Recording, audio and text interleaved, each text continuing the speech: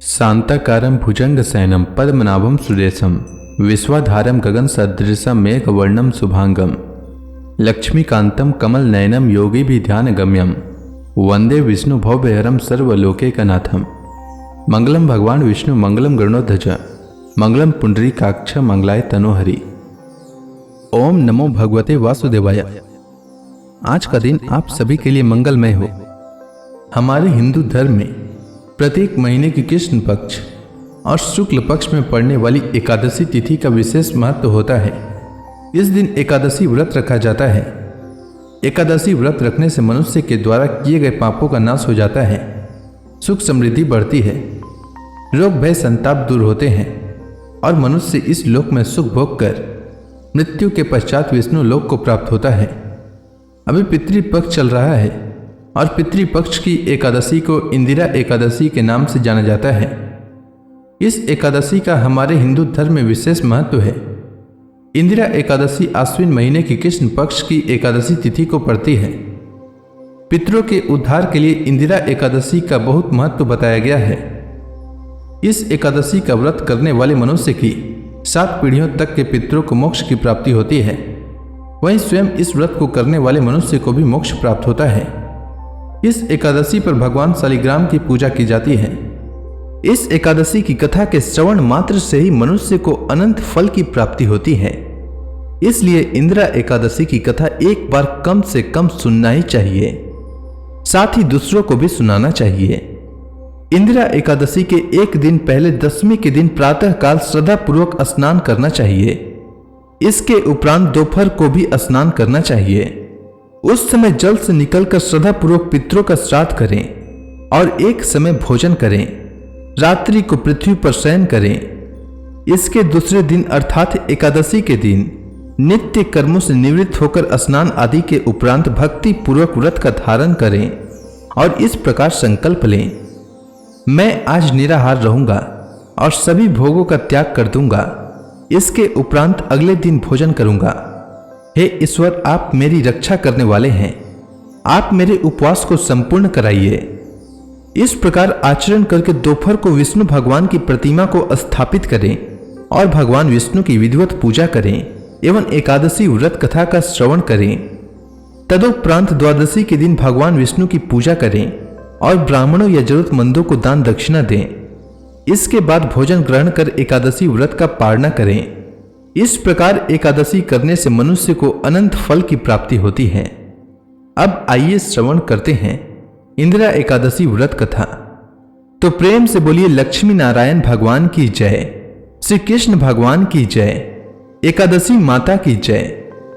भगवान श्री कृष्ण से महाराज युधिष्ठिर ने कहा, हे प्रभु, अब आप कृपा करके आश्विन माह के कृष्ण पक्ष की एकादशी की कथा को कहिए। इस एकादशी का क्या नाम है तथा इसका व्रत करने से कौन सा फल मिलता है, कृपा कर विधान पूर्वक कहिए। भगवान श्री कृष्ण ने युधिष्ठिर से कहा, हे धर्मराज, आश्विन माह के कृष्ण पक्ष की एकादशी का नाम इंदिरा है। इस एकादशी का व्रत करने से सभी पाप नष्ट हो जाते हैं, नरक में गए हुए पितरों का उद्धार हो जाता है। हे युधिष्ठिर, इस एकादशी की कथा के श्रवण मात्र से ही मनुष्य को अनंत फल की प्राप्ति होती है। मैं यह कथा सुनाता हूं, तुम ध्यान पूर्वक श्रवण करो। सतयुग में महिष्मती नाम की नगरी में इंद्रसेन नाम का एक प्रतापी राजा राज्य करता था। वह पुत्र पौत्र धन धान्य आदि से पूर्ण था। उसके शत्रु सदैव उससे भयभीत रहते थे। एक दिन राजा अपनी राज्य सभा में सुखपूर्वक बैठा था कि महर्षि नारद वहां पधारे। नारद जी को देखकर राजा आसन से उठा, प्रणाम करके उन्हें आदर सहित आसन दिया। तब महर्षि नारद ने कहा, हे राजन, आपके राज्य में सब कुशल से है। मैं आपकी धर्म परायणता को देखकर अत्यंत प्रसन्न हूं। राजा ने कहा, हे देव ऋषि, आपकी कृपा से मेरे राज्य में सब कुशल पूर्वक है तथा आपकी कृपा से मेरे सभी यज्ञ कर्म आदि सफल हो गए हैं। हे महर्षि, अब आप कृपा कर यह बताएं कि आपका यहां आगमन किस प्रयोजन से हुआ है, मैं आपकी क्या सेवा करूं? महर्षि नारद ने कहा, हे नृपोत्तम, मुझे एक महान विस्मय हो रहा है कि एक बार जब मैं ब्रह्मलोक से यमलोक गया था तब मैंने यमराज की सभा में तुम्हारे पिता को बैठे देखा। तुम्हारे पिता महान ज्ञानी, दानी तथा धर्मात्मा थे, मगर एकादशी के व्रत के बिगड़ जाने के कारण वह यमलोक में है। तुम्हारे पिता ने तुम्हारे लिए एक संदेश भेजा है। राजा ने उत्सुकता से पूछा, क्या संदेश है महर्षि? कृपा कर यथाशीघ्र कहें। तब नारद जी ने कहा, हे राजन, तुम्हारे पिता ने मुझसे कहा, महर्षि, मेरे पुत्र इंद्रसेन जो कि महिष्मती नगरी का राजा है, उसके पास जाकर एक संदेश देने की कृपा करें कि मेरे किसी पूर्व जन्म के बुरे कर्म के कारण ही मुझे यह लोक मिला है। यदि मेरा पुत्र आश्विन माह के कृष्ण पक्ष की इंदिरा एकादशी का व्रत करे और उस व्रत के फल को मुझे दे दे तो मेरी मुक्ति हो जाए, मैं भी इस लोक से छुटकर स्वर्ग लोक में वास करूं। इंद्रसेन को अपने पिता के यमलोक में पड़े होने की बात सुनकर महान दुख हुआ और उसने नारद जी से कहा, हे नारद जी, यह तो बड़े दुख का समाचार है कि मेरे पिता यमलोक में पड़े हैं। मैं उनकी मुक्ति का उपाय अवश्य करूंगा। आप मुझे इंदिरा एकादशी व्रत का विधान बताने की कृपा करें। तब नारद जी ने कहा, हे राजन, आश्विन माह के कृष्ण पक्ष की दशमी के दिन प्रातःकाल श्रद्धापूर्वक स्नान करना चाहिए। इसके उपरांत दोपहर को भी स्नान करना चाहिए। उस समय जल से निकलकर श्रद्धापूर्वक पितरों का श्राद्ध करें और उस दिन एक समय भोजन करें और रात्रि को पृथ्वी पर शयन करें।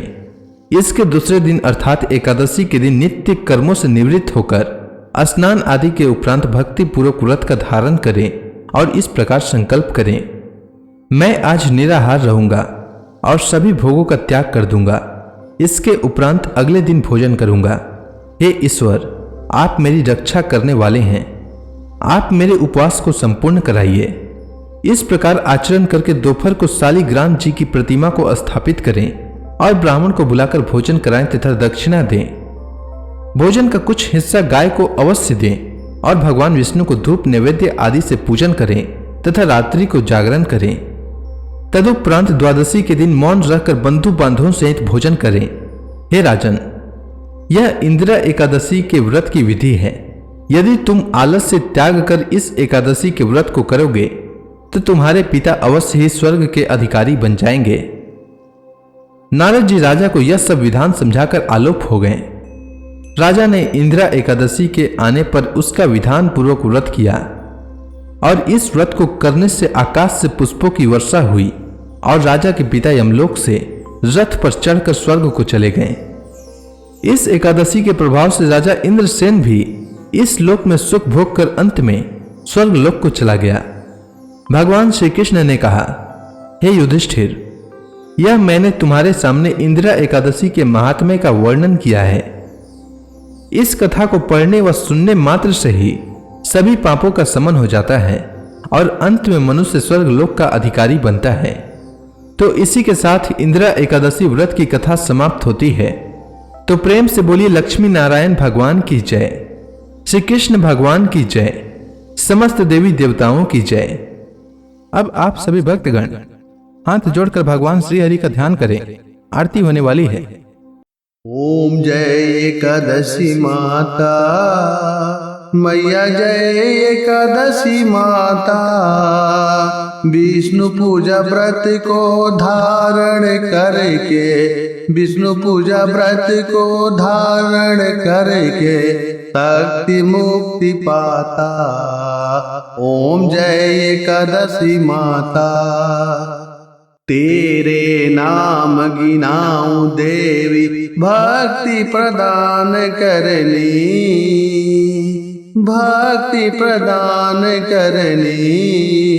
गण गौरव की देनी माता, गण गौरव की देनी माता, शास्त्रों में बरनी। ओम जय एकादशी माता।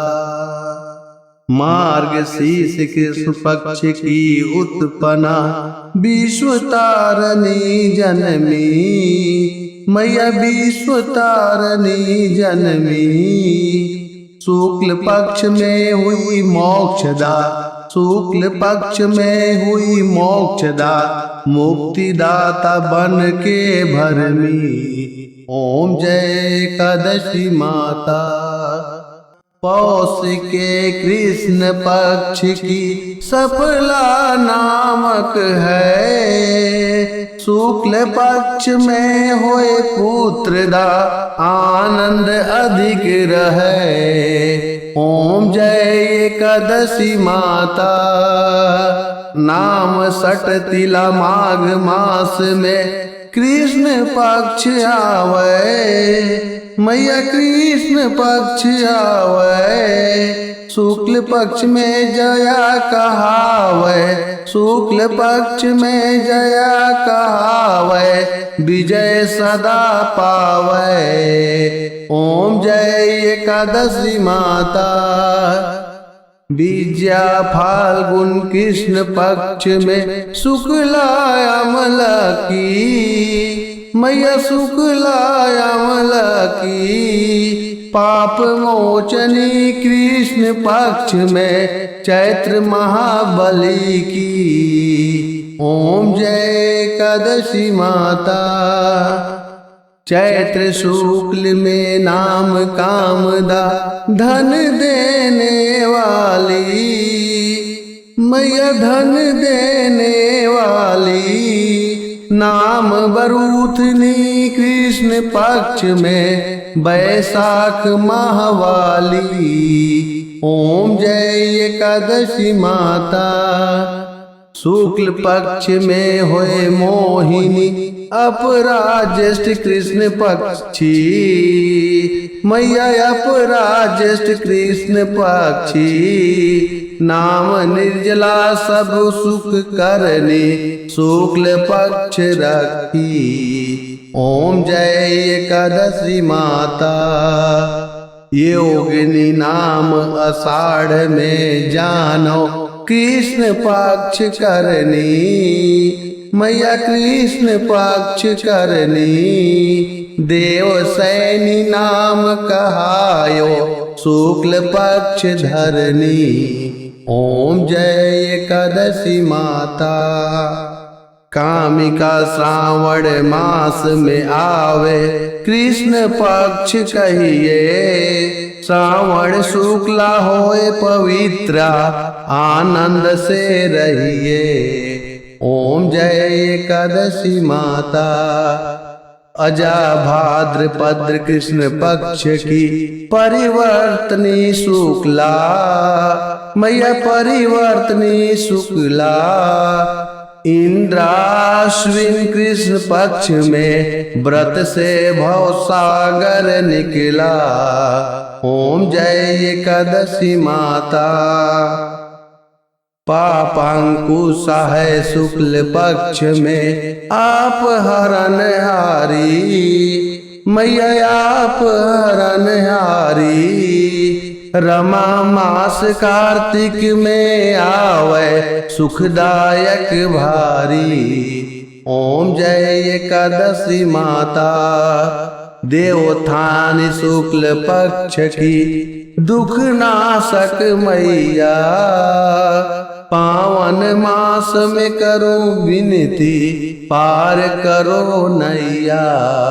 ओम जय एकादशी माता। परमा कृष्ण पक्ष में होती जन मंगल करनी। मैया जन मंगल करनी। शुक्ल मास में होए पद्धिनी दुख दरिद्र हरनी। ओम जय एकादशी माता। जो कोई आरती एकादशी की भक्ति सहित गावे। मैया भक्ति सहित गावे। जन गुरु दिता स्वर्गवासा निश्चय वह पावे। ओम जय एकादशी माता। तो प्रेम से बोलिए विष्णु भगवान की जय। माता लक्ष्मी की जय।